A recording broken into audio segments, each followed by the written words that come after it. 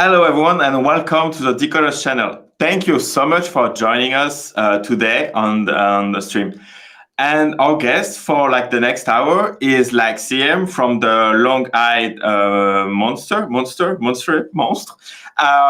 And also, it's going to be the first time that we will be co-hosting with Vpiphany, so it's going to be a good live for sure. But before we welcome both on stage, let me recap for you what Decod3rs is and what we are doing on this channel. So basically, we are the first decentralized and community-owned YouTube channel.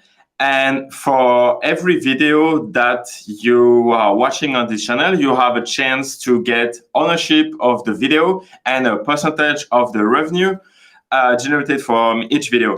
So the way it works, it's pretty simple. We are going to mint the thumbnail of each videos that you can watch.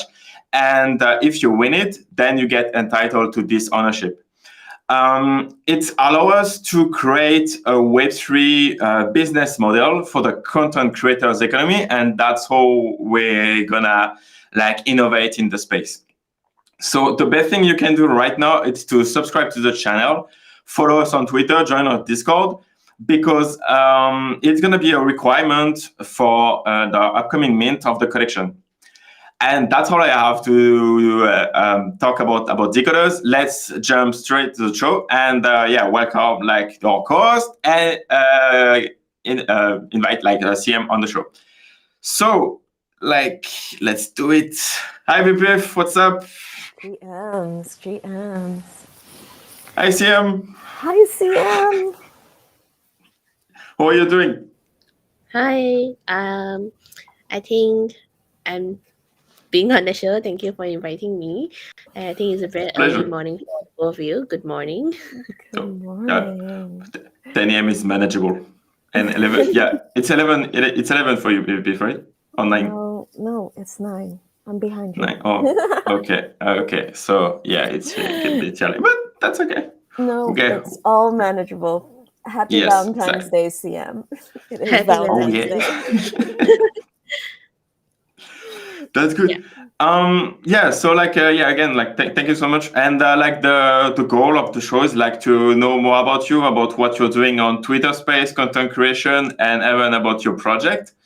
It's gonna be a great time. Excited about that.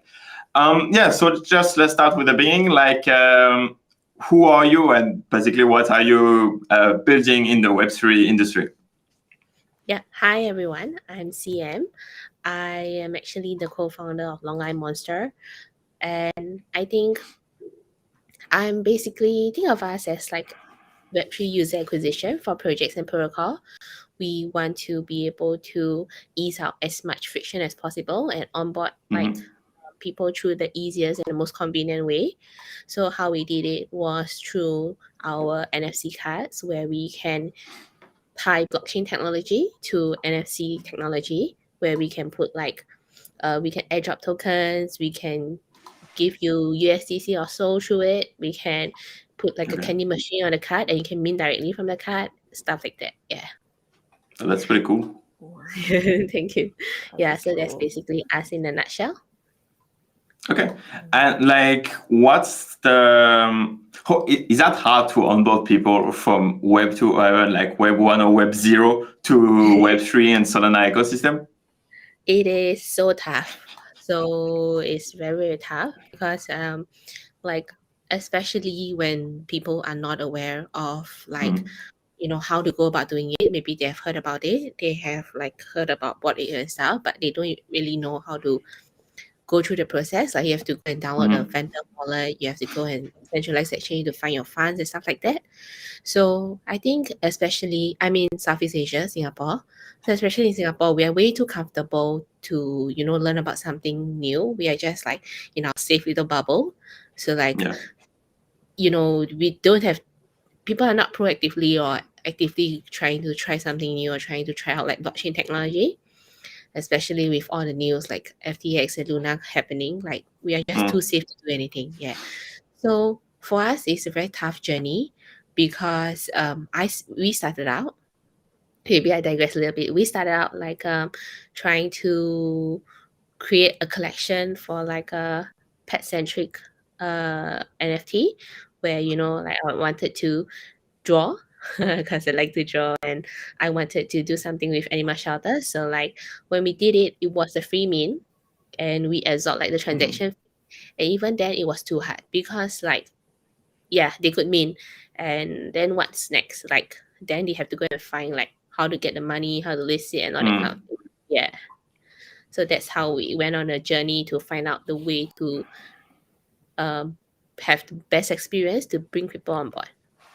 That's interesting because like when I was like preparing this show, like I was like checking like you have a thread on your Twitter like about like Monstrè. How do you say? Yeah. Monstrè, and like it was like as a like you said like pet-centric project, and then on the website like it was about onboarding like the whole like people, etc. And then I saw on the documentation that you pivoted from that to now the acquisition gateway, basically like like how to onboard people to Web3. And it's really interesting. Is that like because of like the idea, or like why you were starting with that project that then you focus and change your mission, basically? I think not really. We not really pivot, but we just enhance it. So all along, my mission was to make onboarding easy. So like even with like the NFT that we created, it was a free mint. We absorbed the transaction. It was also to bootstrap a community, like the pet community with it. And we realized that wasn't the way I want to onboard people. I don't want to force people to download an app and then get them to go to a centralized exchange where they don't even know like what's happening. Like I'm forcing people to buy money off the centralized exchange and then getting them to do a bunch of stuff. So like then we went to like the centralized summer camp. We built out like NFC card that is for easy onboarding, and then we figure out ways to make it even easier. So like how you can mint straight from a candy machine and it goes into like your Phantom wallet. Or you could like, and now we even work with TikLink, where you can just where we can just put a transaction with TikLink and they can claim like NFT or USDC or so just through like their Gmail. So it's just basic and that's cool. Yeah, so it's just enhancing the process to make it easier for everyone to use. Nice. That's cool. That's cool. Yeah, it was a struggle a year ago for me to like learn all the bits, and I still feel like I'm always learning something new, but it's like like you say, centralized exchange, and then you have to get with the Phantom wallet. And I came from ETH, so I went from MetaMask to Phantom. Very easy transition because MetaMask is so much more difficult. So much more difficult. But like to just have a card that you could mint from, I could have used that a year ago. And this is what makes like this is why I love Solana, because this is what make it possible is that we are building on top of each other, and we can work together to form like this card. Like this may just be a simple card, but within this card you can have like the candy machine inside, you can have TikLink inside, you can have like airdrops SPL tokens inside. So it's pretty amazing stuff. That's cool.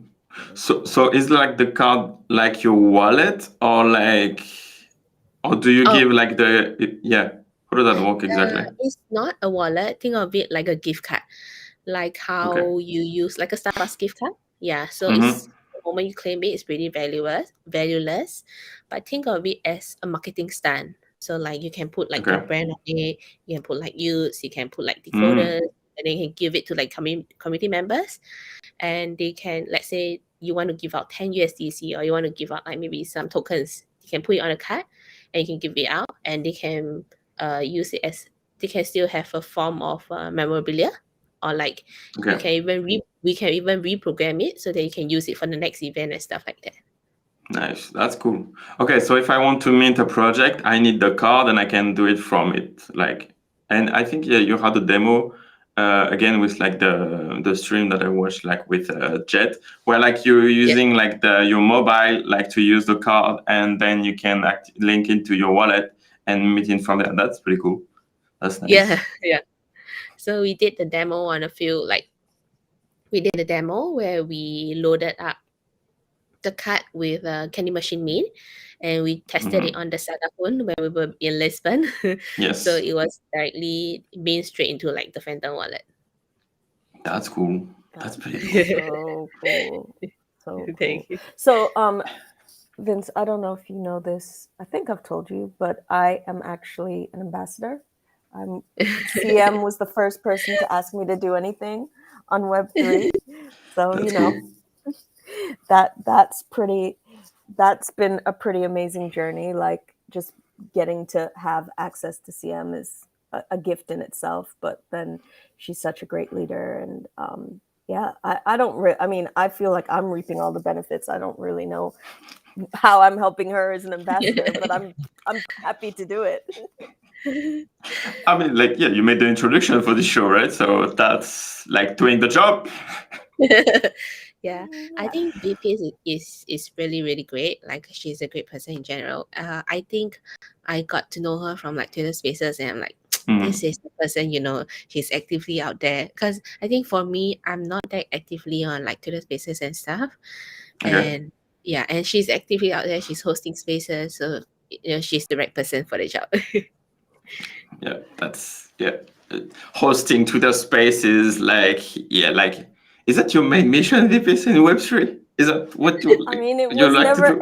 never my mission. I just kind of fell into it, but no, it's fun. Yeah. I mean, I host my daily space still, and I've been co-hosting another space recently. So yeah, it's fun, and I have to say that's how I've met everybody. So everybody that you know, you're all of your new friends that I've introduced you to. I met in Twitter Spaces, and I formed relationships with these people, and I've become tight with these people. So it's really been a wonderful experience and a wonderful tool for me in terms of like, I don't consider myself this master networker, but sitting in a space with somebody and asking them questions and getting to know them, that's how we've become close, you know? Yeah. And I've felt like I can ask people like, would you like to do an interview, or would you like to come on my space, or would you like to give me 1,000 Solana? You know, just questions like that. Yeah, that's how it works. But that's cool. Like it's all about like community and networking stuff, right? All starting on Twitter and now on YouTube, and that's what we're pushing right now, which is cool. Like okay, so CM, like about like the card, like so if I have like the 10,000 collection, I would love to ship the cards to my future minters. How does that work? Or is that like, do you intend, like, I don't know, like doing a lunch party, for example, and then you distribute the card, and like, yeah, what would be like the scenario to do a Decod3rs mint with this card, for example? I think the best case would be a launch party, because you know, like we strive in like the in real life activation, because like if it ships, then you know, like there's gonna be like malfunction, or not say malfunction, but it's gonna be like trouble like trying to do it, and like trying to verify or trying to tap. So like what like a launch party will work best in our case, because like you can try it, and you can not say troubleshoot, you can get people to troubleshoot if there's any issues. Yeah. That's interesting, and it could be it works well with like a stealth myth, right? Like when you have like a free NFT or like a promotional NFTs, and like, yeah, exactly, like you go to NFT NYC and then you give the card, and then like everyone at the event can mint this specific NFT for your collection. That's good. That's cool. That's pretty cool. Yeah, that's so interesting. like what we did here was that so MetaCamp DAO is actually a Solana co-working space in Asia, in Singapore, and they did like a launch party for like their opening, and they want to do like a mint on the day itself.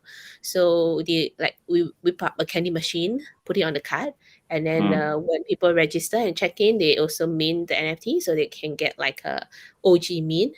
Yeah, so that was being done like on the spot. So as the people enter, they register and they mint. Yeah. Oh, that's cool. That's pretty cool. You can use it as a ticket for the event or something like that. That's Yeah. nice. Yeah. Was Solana summer camp in Singapore, CM, or did you travel for that?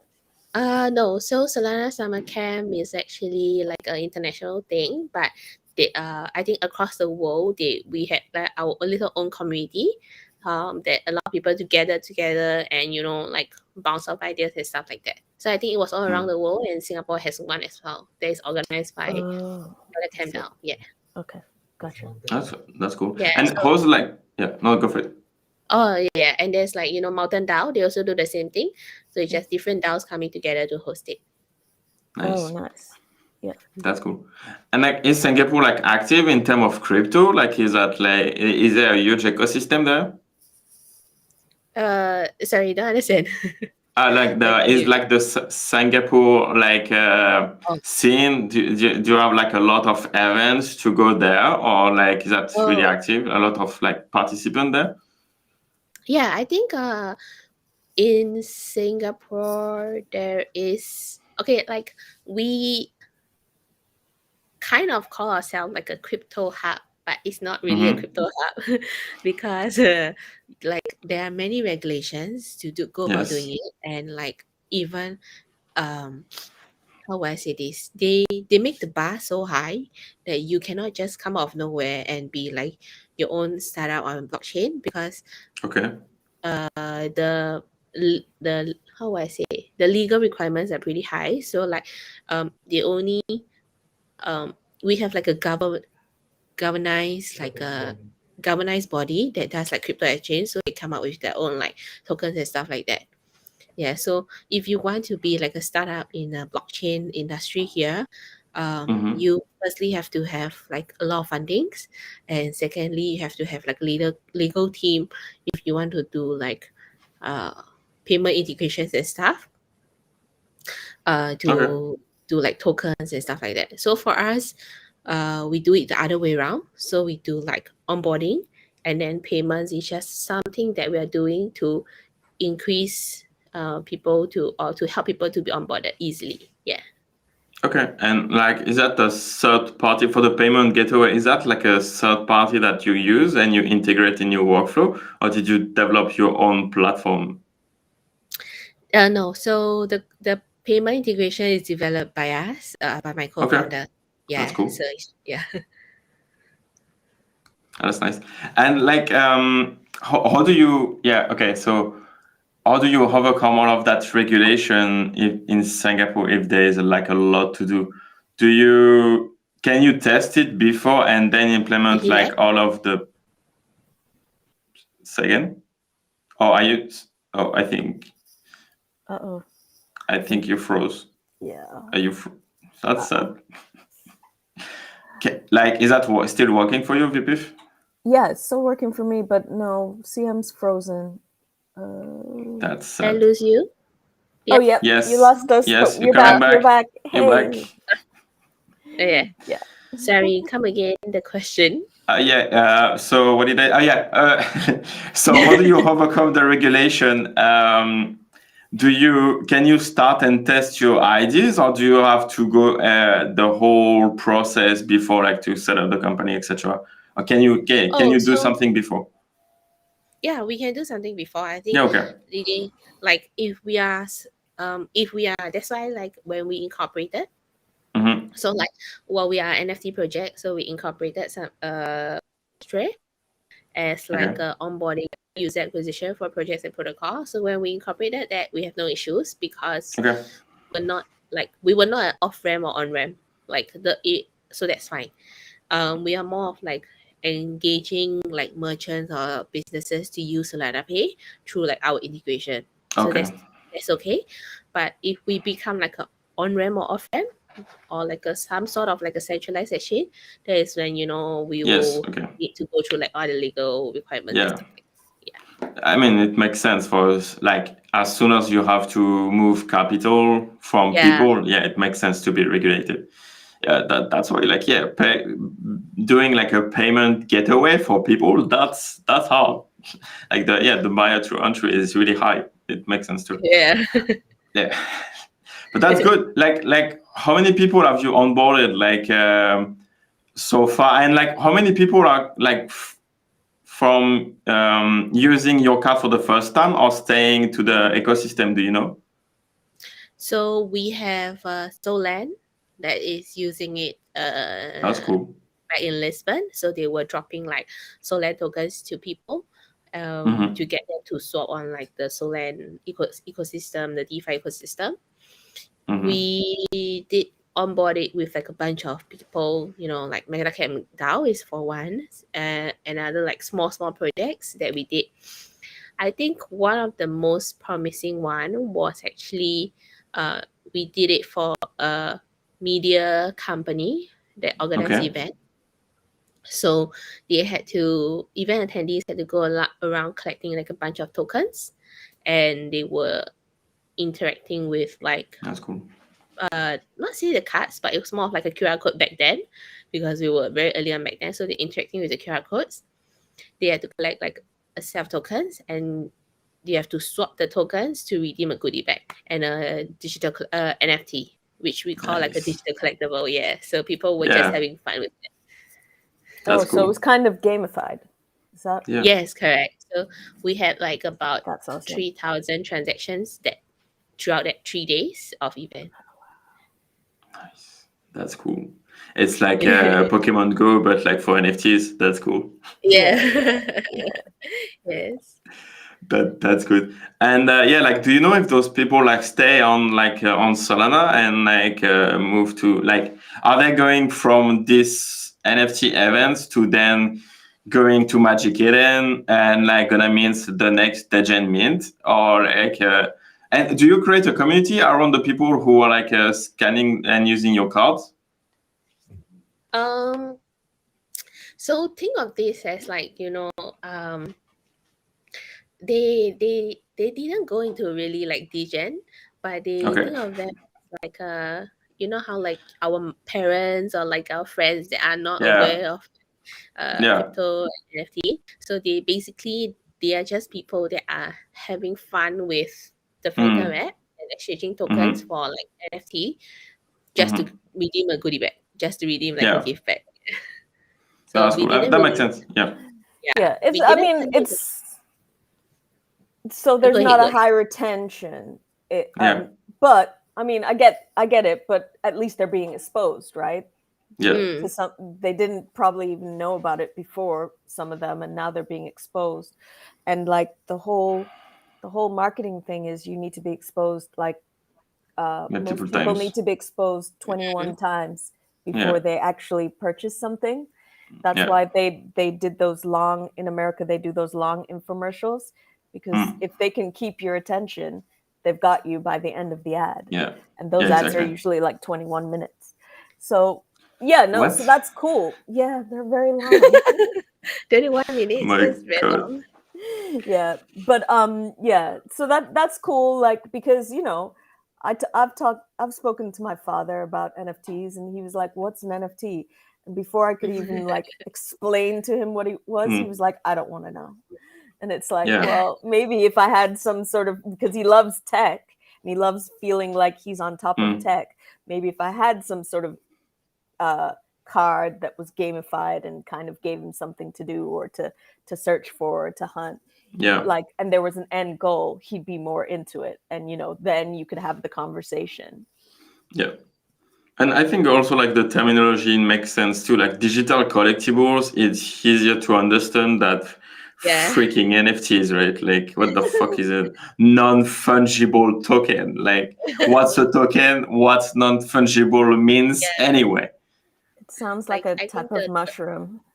Like the more jargon you put into people's head, they'll be more confused. They'll be like, and digital collectibles is something that you can relate, You collect stickers, we collect cards, sneakers. No, like 100%. That's definitely interesting.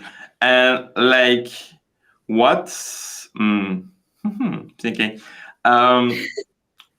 Is there a way, like, also like to increase retention in a way, like for them, like to jump, like to go from the one-off like events to again like using crypto as an investment vehicle, like the extreme case? is that like a path where like we need like educational content or like videos like this one to explain everything how it works, etc.? Or what would be like the path like to onboard them long term from like an NFT event that's not an NFT event because they don't show up to an NFT event, like a corporate event that use your solution to them using it like NFT long term? I think 2 points to answer that. First point is Solana needs to be more bullish, so like everyone knows about Solana. The second point is something that we did recently. So we hosted a Solana Spaces pop-up series in Southeast Asia, Singapore, and we didn't go like the NFT route. We brought in like merchants that I used to work with during the event spaces because I have an events background and I used to go for like pet shows and stuff.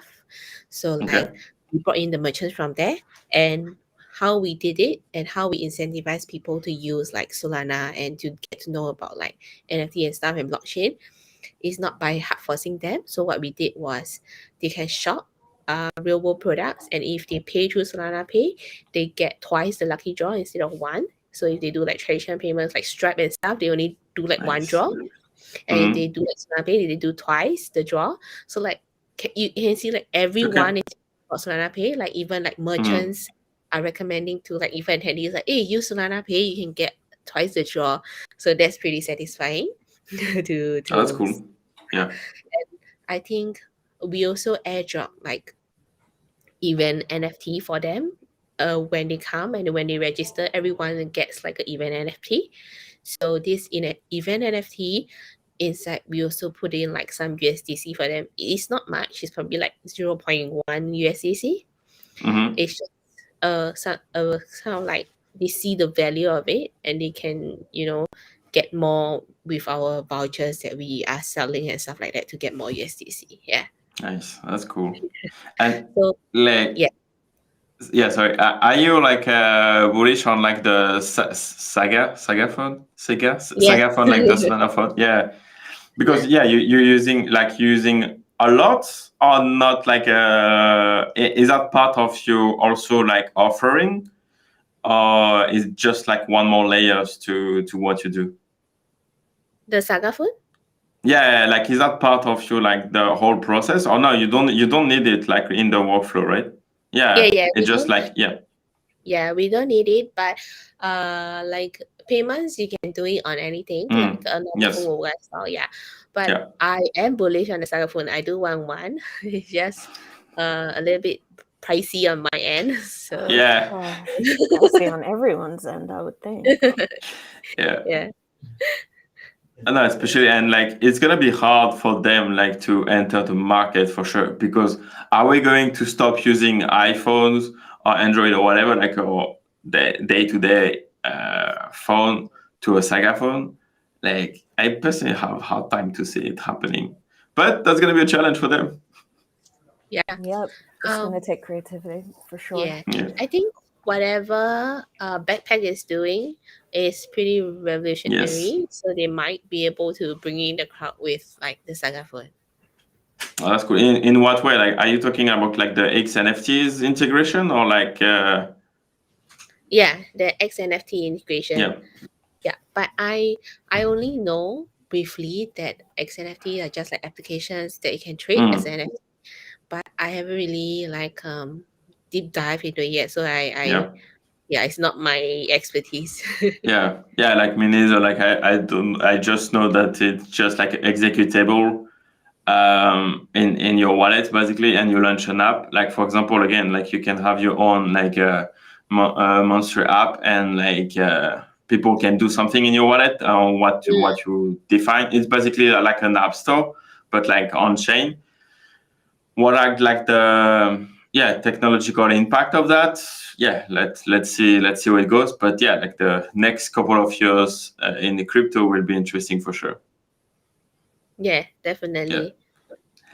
And okay, so like we can also talk about like your collection. So like what the Longue has. So you said it was like a free mint, right? And so you pivoted like from like this pet centric project to that. How do you like benefit like your holders to have like your monsters to the what you are doing right now? Okay, so just a little bit about like the NFT project is that like I mentioned previously, it was the free mint. Yes. So basically it was just for the art, but maybe not for the art, but it was just like to bootstrap a community. And then Yes. we were new to the ecosystem, so we didn't know there was like a meta for like right facing art and stuff like that. So now we have reworked the art, like I've rejoined everything, every single trade. So we will probably do kind of like an art upgrade. But let's say for the holders for now is basically just holding it for like their support for me, and there Yeah.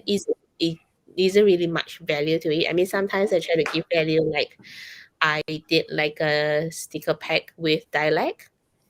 So we did a sticker pack with dialect, and we gave it to the holders, so it's something that they can redeem, and That's cool. like for some of our Discord members as well. And also we have something like, I think we give out like small tokens of appreciation, like some soul during Christmas and stuff like that last year. Yeah, so I think it's basically just us. I think in the Nice. future, I think why we wanted to incorporate Monstrè as like a business organization is because I always had this idea that we couldn't just succeed based on like NFTs. Like I couldn't just do a mint and then do like multiple mints just to bring benefits to like my holders. I need like a proper running revenue. That's why we do these like NFC cards, we do like Web3 acquisition for projects and protocols. This is mainly to drive revenue back to us and back to like the NFT to the holders and stuff like that, so that we can have the money to do like fun stuff for them. Yeah, that's cool. Yeah. Like Vpiph, like how do you feel as a holder of like the monster NFTs? Yeah, no, I love them. Oh, so when she asked me to be an ambassador, she was like, "Oh, so what do you want? Like, I'll do this one of one for you, a one of one monster." And I was like, yeah, I like rainbows and medallions. Like within 24 hours, I got a rainbow medallion That's monster in my wallet. And it's like, so you created an NFT project, you draw, you protect animals. Like, we haven't even got onto like some of the bigger stuff that's happened to you this year. Like, I guess my question out of all of these things is like, what don't you do? Like, I feel like you do everything. You do a little bit of everything because I've done some, you're a big wellness advocate. We've done some wellness spaces together. You do some with some other therapists and stuff. So what is it that you are like, nah, that's not me. I don't do that. Too kind. But I think because I cannot offer like substantial value, like how all the NFT projects are offering their holders, like so I do this in like my little ways possible. And I think that was when I didn't have so much work. I'm able to draw like a one of one for you in 24 hours. Now I'm trying to draw one for work of Liberty Square, and like it's taking me forever. Yeah, but I think what I don't do, I don't code. So like You I don't what?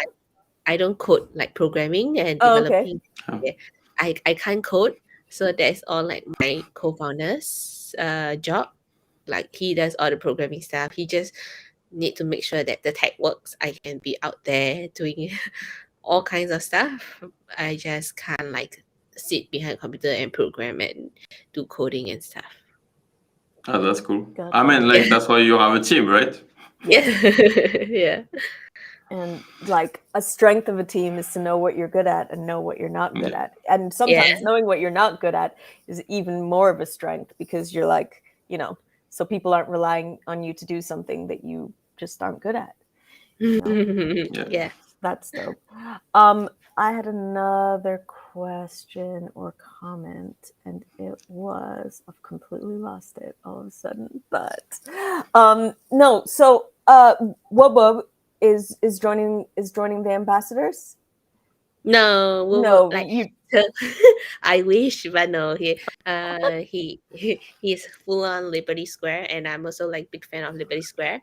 But what I wanted to do was that, after drawing like the one-on-one for like the ambassadors and the team, I decided to expand it and to give every single one that supported me along the way one-on-one as well. So like I did that's for nice. like the Primus Daily, like Cutthroat and Wes and Wolf and all the people that supported me. So it's just my little way of giving back to them.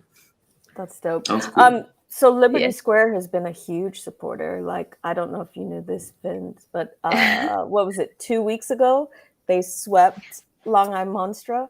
So what was that? Like 20?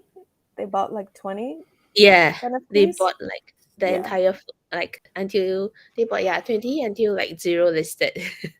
Yeah. That's cool. Zero listed. Oh, that's nice. Yeah. Yeah, and then like I think people like it's back out again. So Yeah. It's now we back have up some again. listed. But yeah. Yeah, But yeah, Liberty Squares. Nice. yeah, they're so Nice nice. project and nice juice. Yeah. Yeah. It's And like, yeah, no, go for it. no. I was just gonna say it's a good community. And yeah, like 100%. Like I got 3 of them. It's cool. But like I want to have them on the show too. Like we need to work on that. Like what kind of project? Like if you like Liberty Square, like what kind of project do you usually buy? What do you hold in your wallet? I think when I buy a project, I like to interact with the founders. I think we all like to interact with the founders. That's why we buy some. Yeah. I think I have Liberty Square. I have the gladiators from Primus Daily. Okay. I have Lotus and Lily. I have a bunch of other stuff I cannot remember. Because I think what I like to do is I like to support my friends with their projects. So like like barrels I bought his NFT as well. So like I like to buy others. I like to support them in whatever ways I can. I have a lot of one-on-one artists that I support as well. That's cool. And yeah, and yeah, I have And SMB. Yes. Nice. Yes. So the one-of-one artist she used for gift cards over Christmas, right? A lot of the one-of-one artists that you bought. And then the SMB is from winning Builder of the Year. So let's talk about Builder of the Year and how that came about. So yeah, I think when they started, okay, so the Builder of the Year was an initiative by Sonana Spaces and Monkey Down.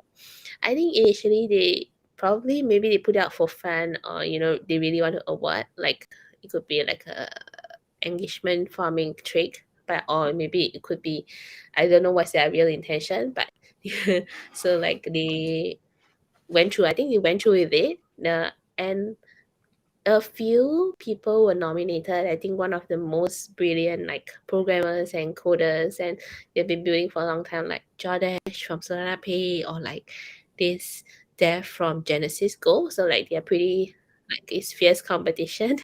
So I'm really honored and happy that they picked me. That's cool. Yeah, and so I was awarded like Builders of the Year for 2022. Nice. That's so That's awesome. Cool. That's so awesome. And one thing I want to say about that is like, I'm hearing it kind of with what you're saying, like, oh, they're bigger and better people who actually know coding and development. I don't think Builder of the Year needs to be somebody who's a developer necessarily. Like you're putting all the pieces together to push the Solana agenda forward. So yeah, that's definitely like a big building block, and it's a big obstacle that we're facing right now. So yeah, congratulations on that again. It's incredible. So what are you going to build this year to win like the 2023 Best Builder of the Year? What's happening? I wouldn't dare to dream to be 2023. I just want to. I think for payments it's exceptionally hard, or like for payments and onboarding, because Mhm. this is a very low hanging fruit, but it's extremely hard to monetize. So Yeah. like, yeah, right. Like I think, recently from my from the feedback I get from like the Solana Spaces pop up. So I was asking the merchants like, would you want to adopt Solana Pay or like blockchain? Um, they say they would, but they say that they wouldn't want to be the only one adopting it, because I Yeah. think it's kind of like herd mentality. Like you want to see someone adopting it as well. So what we're trying to do is we're trying to, with the Solana Spaces, with Spaces style, we were trying to pull as many like real time merchants um, Mhm. to adopt it, so that we can create like a platform for them. So like other like I think it's just two ends. Like you get the merchants to adopt, and you get the consumers to buy Yeah. real world products with Solana Pay. Yeah. Yeah, it's like chicken and eggs issues, right? Yeah. Like, Right. yeah, you don't have the merchant because they don't have like enough customers, but you don't have customers because they don't have merchants. Yeah, that's Yeah. a So marketplace dilemma, basically. yeah. Yeah. So for us, we need to like pull the two together. Yeah, Higher yeah, you just bid. need like a bunch of them, and then like it's gonna be a domino effect, right? Yeah. Yes, correct. Yeah, I think Solana Spaces is doing quite a good job. I don't know, you're more Yes. involved with them, but I think they're doing quite a good job because their merch is awesome. Like I want to just go there and buy everything because it all looks so good. But also they do have 2 brick and mortar stores. You'd think, oh, Solana, why do we need brick and mortar stores? But they have things that people go in and touch and feel, and don't they have demonstrations and like get-togethers at Solana Spaces Miami and New York? Yeah, so Yeah. you can actually go into Solana Spaces. You can actually go through like their courses. It could be like Orca or Phantom and stuff like that, and you can get like 10 USDC or like, stuff like that. Like they have like introduction to projects and protocols that you can actually earn USDC and spend in the store. Oh wow. that's Cool. cool. Yeah. Nice. I know everybody was hype when those shoes came out.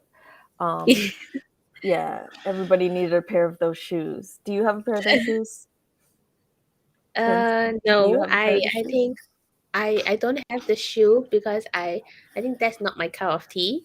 But I did have like the Solana Spaces merch.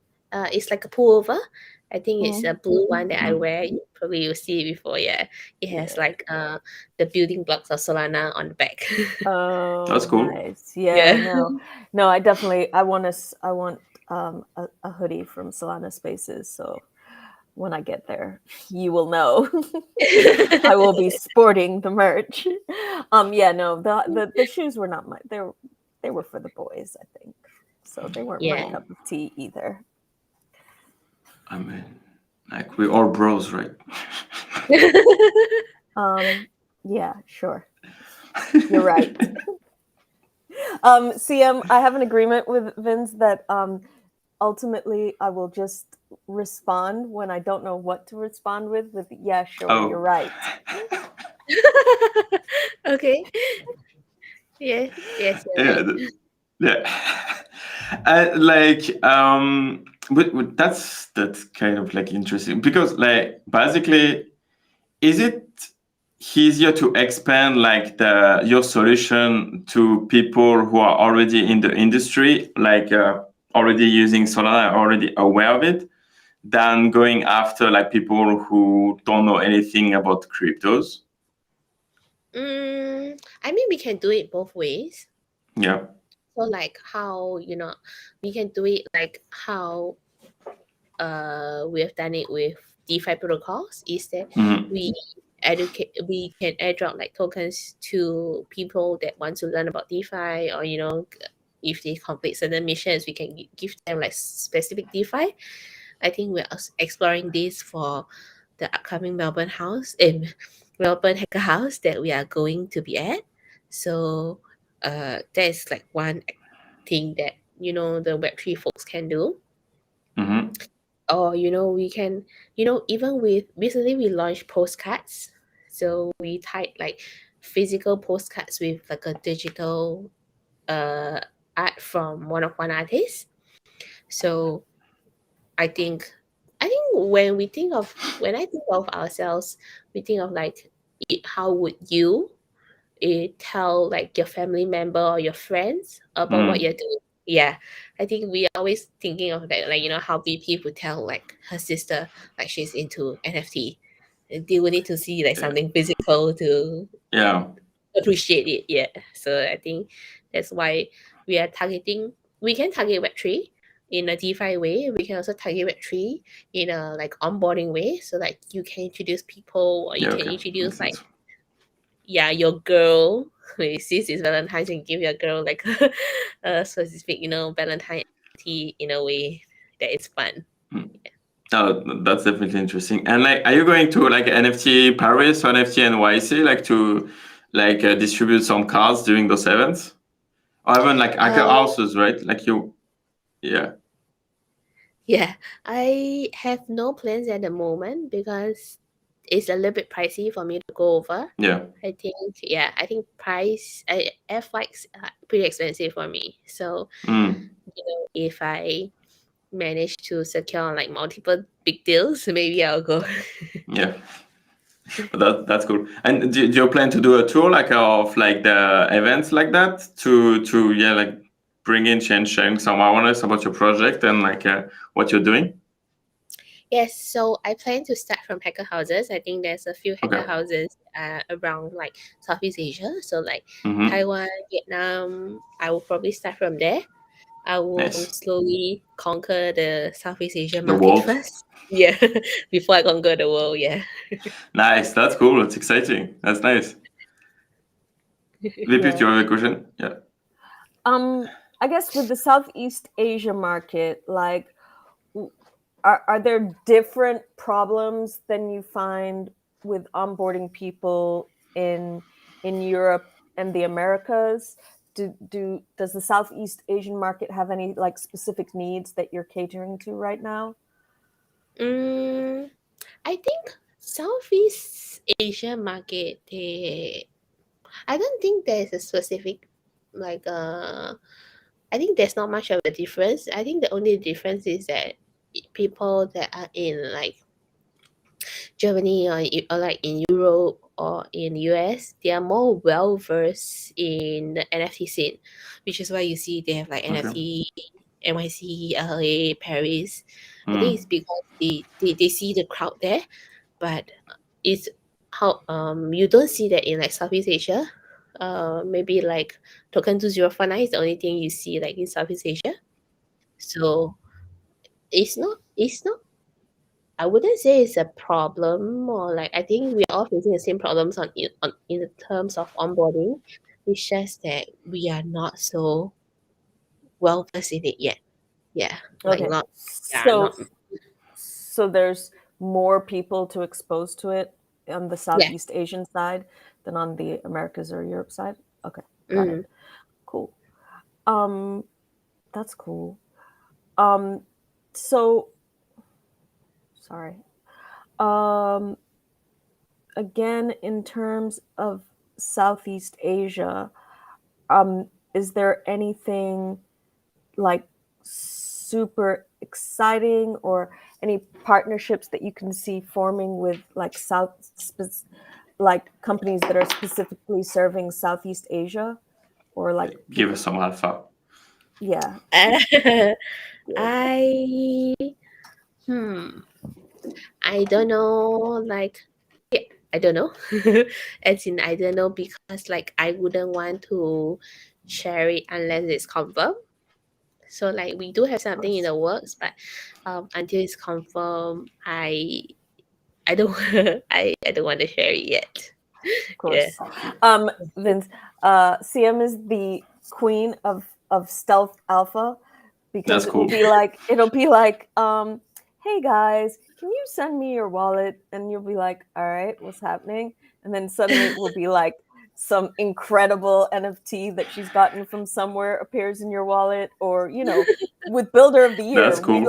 we had very little indication that was happening, and suddenly she's Builder of the Year, and we're like, what? That's nice.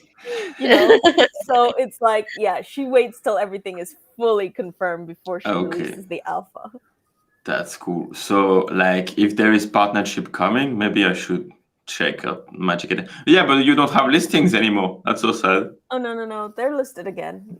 Don't ever underestimate the paper hands in the community. Don't ever underestimate them. Okay, so that's cool. So I'm gonna check that like after the show. That's gonna be interesting. Yeah, like sign up. You need to sign up those partnership. That's gonna be nice. Yeah. Let's go to the moon. Let's go. We need some cards. What? We need to get some cards.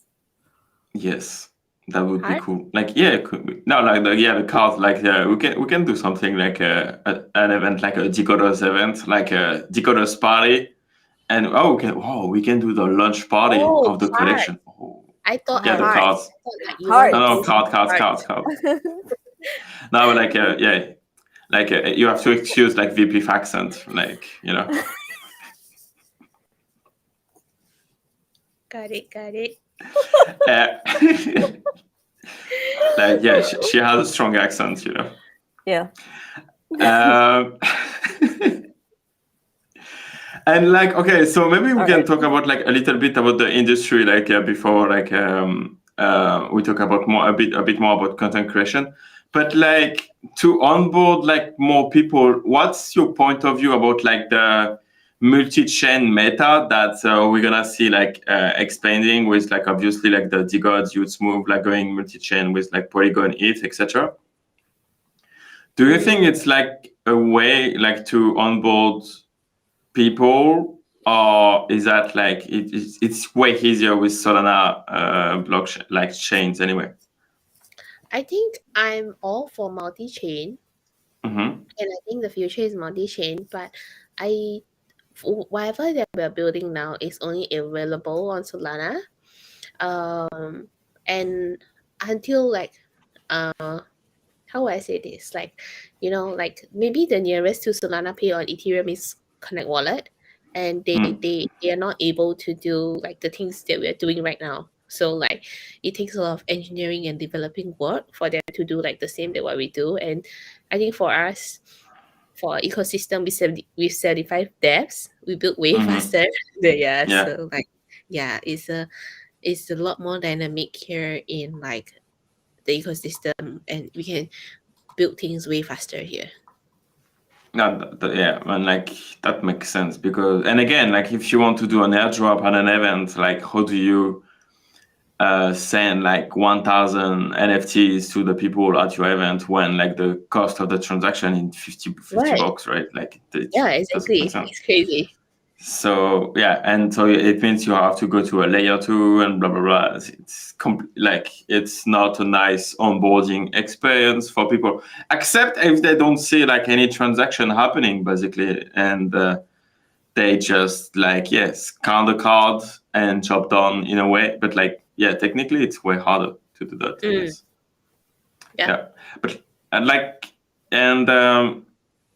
so is that like Solana like the best chain like to onboard people in a way, or because of the like frictionless transaction network and fees, or like something like that?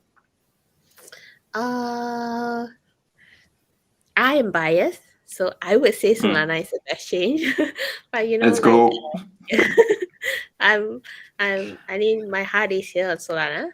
I think probably also because like I think before I came to Solana, I was on Polygon, and I That's cool. played a little with ETH as well. Like I think back in ETH, so I got like some ETH NFTs. I play around on Polygon. I launched like, if you search on Polygon, you can see a collection there.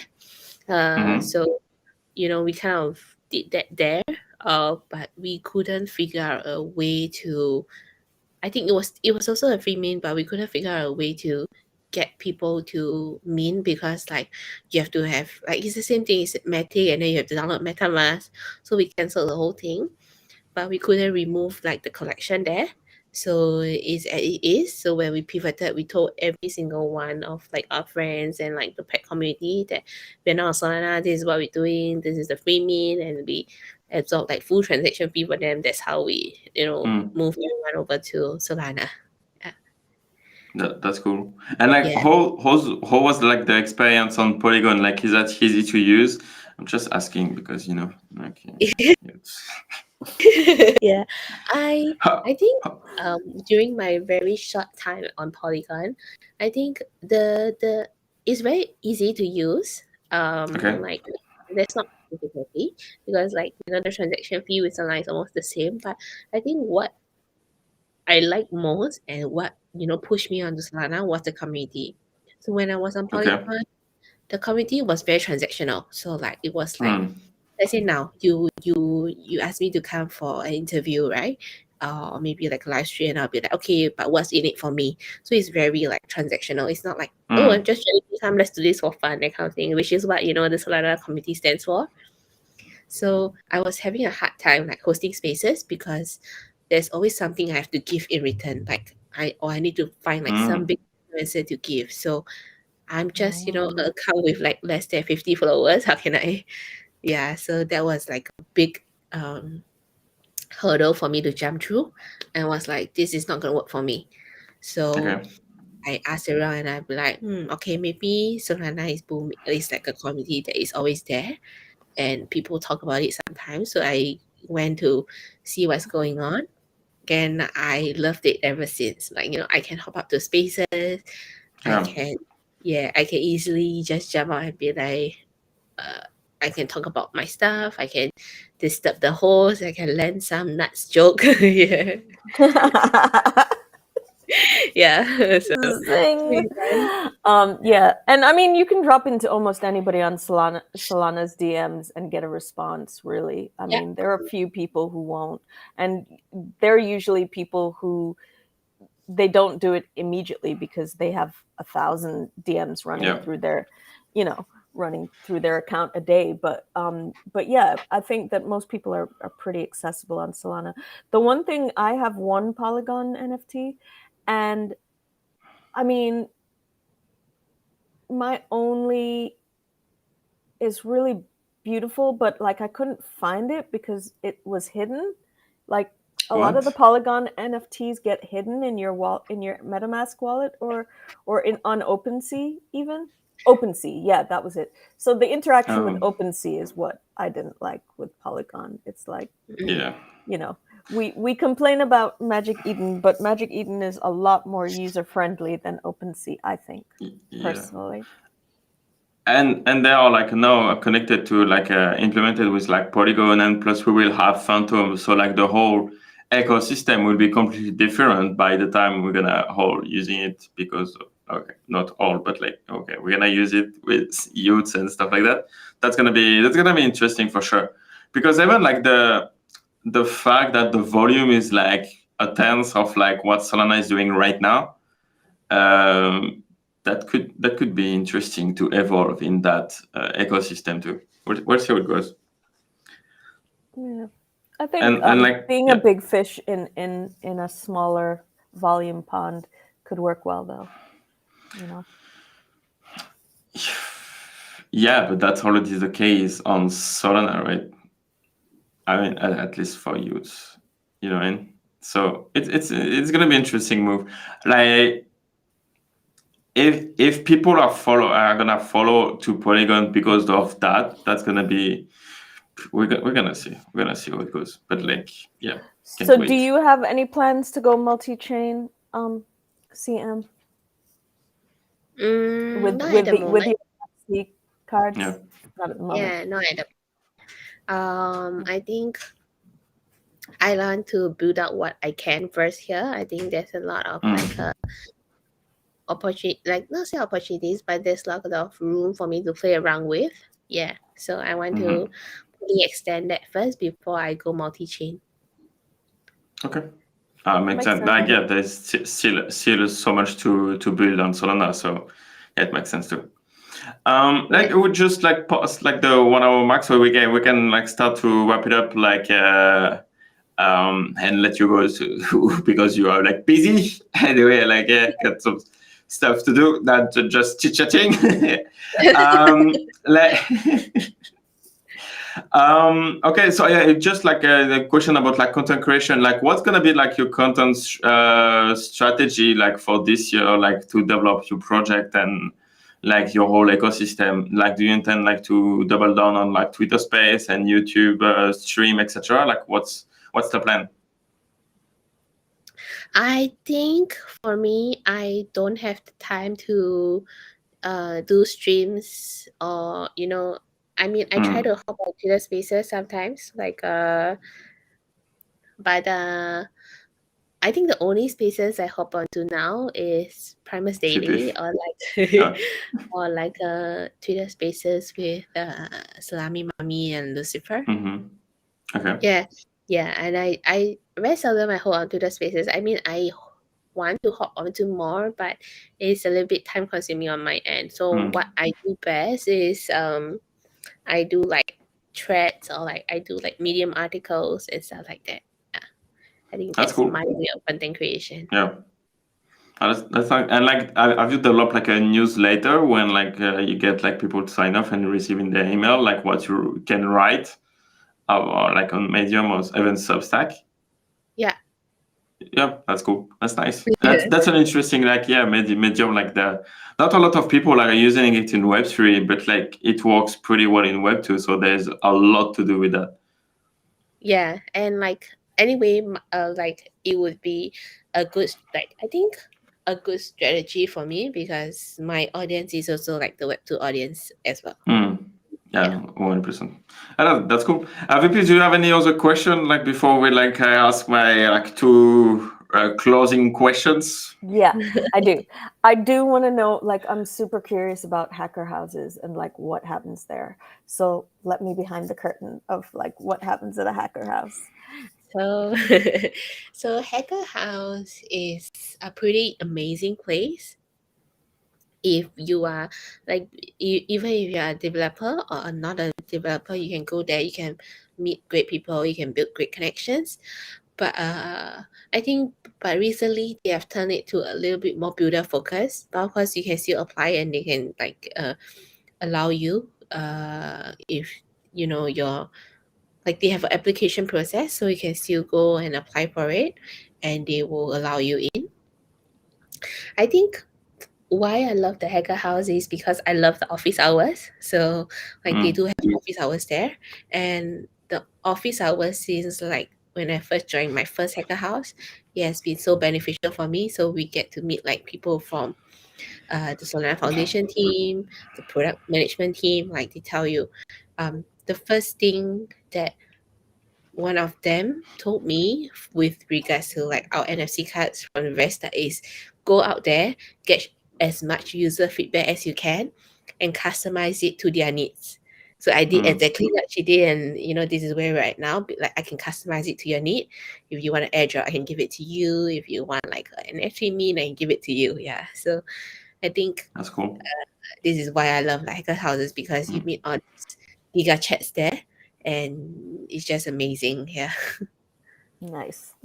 And the only other question I had is like, I joined Solana March of last year. I did ETH before that, but March of last year, and women probably made up about 6%. I think we might be up to 8% now. Which works. There are pros and cons, but you get called bro a lot. But you get used to it. Like I remember when I first got here, I was like, "Stop calling me bro," and now it's like, "Yeah, bro, whatever. What's up?"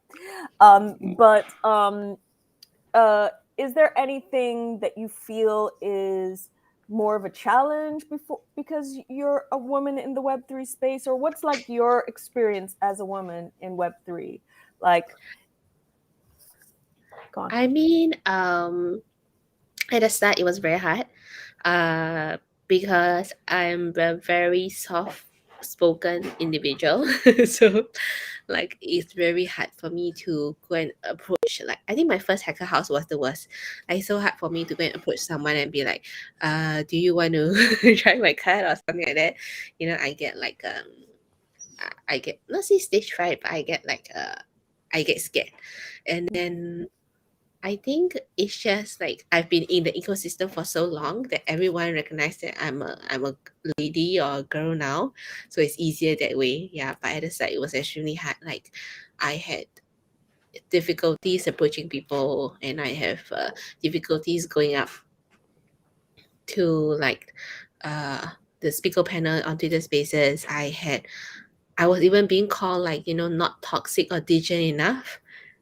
so like so like it's a bunch of stuff, but I think you my advice is if you are in a world with the guys, you play like a guy. So like so now I learned how to drop like this nut joke. How to like yeah I mean, without losing yourself, because for yeah example, I get described a lot, maybe not so much anymore, but I got described a lot as like one of the most wholesome people on crypto Twitter. And I don't want to lose all of that wholesomeness, but I also like people to know that I have a little bit of an edge.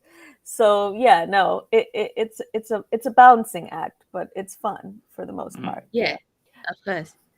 And when you get bullied, you can always pull the girl card and be like, I got bullied. No, I'm just Yeah, kidding. see, there's a perk to be. We can. That's a perk. Yeah. Yeah, and Yeah. the other great thing about like being bullied or something is that there's so many guys. Somebody will come to your defense. Yeah. Yeah, or you use the mute button and then no more bullying. Well, yeah. No? Sometimes, yeah. Well, some people have alts. Many. Yeah, that's more pressing buttons. That's more More button to pressing press. buttons. Yeah. That's more button to press. Okay. Yeah. No, but like that, like 100%. Like it's. I can't even imagine like how it feel like to again like to be like not I don't want to talk about like minority stuff, but like in a room where like it's 90 10% 90% 10% ratio. That's tough for sure for anyone. Anything else, Vpiphany? Until you learn the rules of the game, or yes. until you learn how to play the game. It can be. It's very intimidating because I remember like going up to Twitter Spaces when I first started. I was terrified. I didn't want to do that. Like I went to some very. I've changed so much. Yeah, I'd like to say evolved. Yeah, that's true. Evolved. Because now I'll press the speaker button before I even know what they're talking about. Yes, which is something. It's a big improvement. It's a big. I'll just be like, I have something to say without even knowing what they're saying. Sometimes. Anyways, no, it was like, and it still blows my mind sometimes. Like the people that I'm on speaker panel with, like I say this a lot to Props. It's like I started on Clubhouse and Props was on Clubhouse and he was a regular speaker there. And I was like, I could never do this. I could never even ask a question to these guys. They're way too smart. They're way too like savvy, all this stuff. And now I'm on speaker panels with Props, and Props will, we'll have conversations and he'll ask me questions or opinions. And it blows my mind to be in that position now after being like, I could never even talk to these guys. Yeah. But it's an interesting mindset because like it's all of that happening basically in your head, kind of like it's all the way like you think and you set up initially, and then you think, okay, and something like with the camera and stuff, like, I don't want to do YouTube videos because I don't have a YouTube personality, and then you do it, and then it's done, and then that's it. Job done. Yep. So sometimes it's just good to just jump in. Yeah, you just need to do it. Yeah, that's the difference between like people who did it before you and that's how I yes. got into NFTs, because I just felt like exactly. they weren't going. They after I was told this story before, but I was on the page to mint a VFriend, a Gary V friend, and I was like, $1,500 is a lot of money. I don't know, and I just don't know. I don't know what the future holds. And then 3 months later, they were selling them for $54K, and I was like, what? So that was my moment where I was like, these NFTs aren't going anywhere. Like, they are going to move forward in some way if people are putting this much money into it. And, once I also understood from watching Gary V videos that it was more than just a digital collectible, in at least the way he thought about it. And, and I was like, well, I got to get in now or I'm going to miss it, because 100%. I'm an older person in the community. And I was just like, well, I don't want 5 years from now to look back and think should have investigated that new technology 5 years ago. So yeah, I just jumped in. Exactly. And miss out rugs. What? And miss out on the rugs. That would have been so sad. Yeah. But anyway, I think we can wrap the show. Like it was definitely a good stream. Do you have any other questions, Vpiphany, before we wrap? No, you ask your wrap-up questions. Okay. I will. Thank you. CM, last question. Like, what would be like the question that you wish people ask you, but they never do? Let's see. I don't know.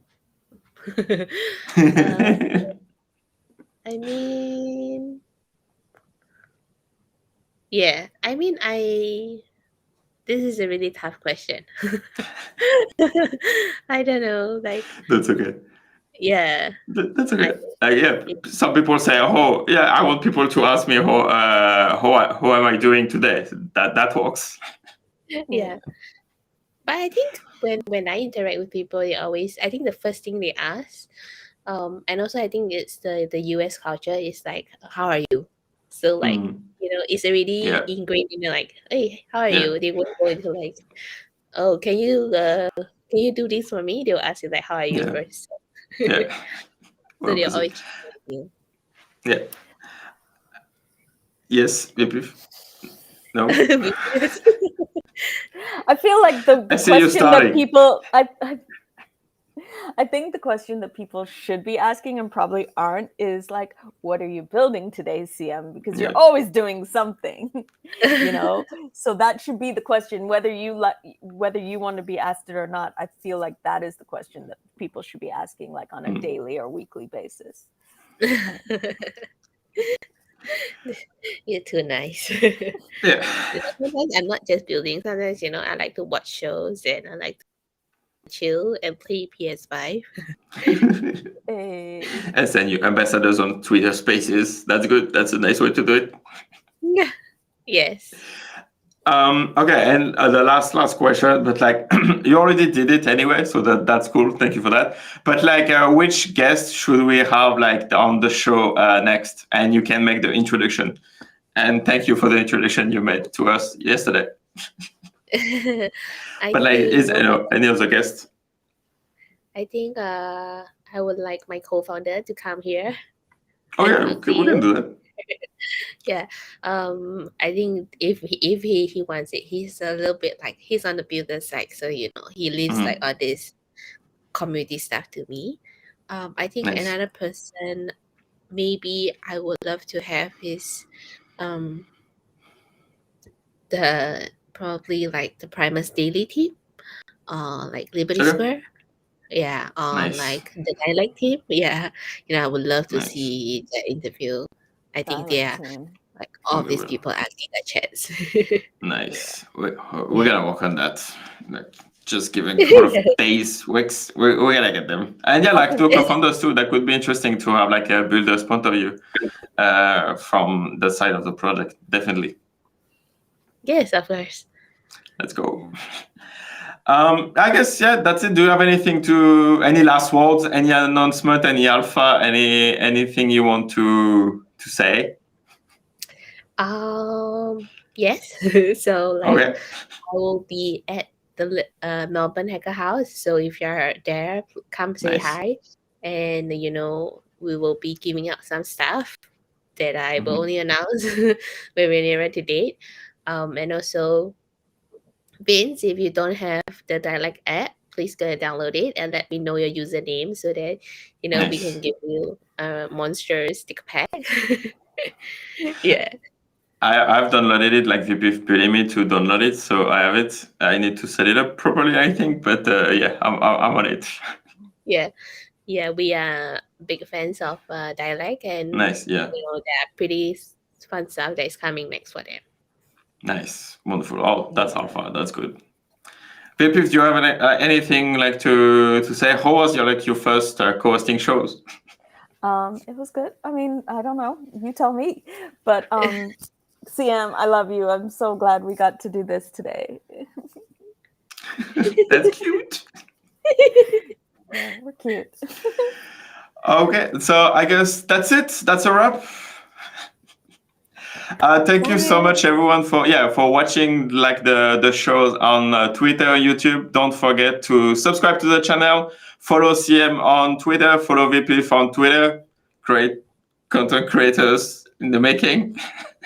And CM, again, thank you so much for your time. Enjoy the rest of your day, and I will see you in episode 2, with your co-founders. Thank you Bye. for having me. Bye-bye. Bye-bye.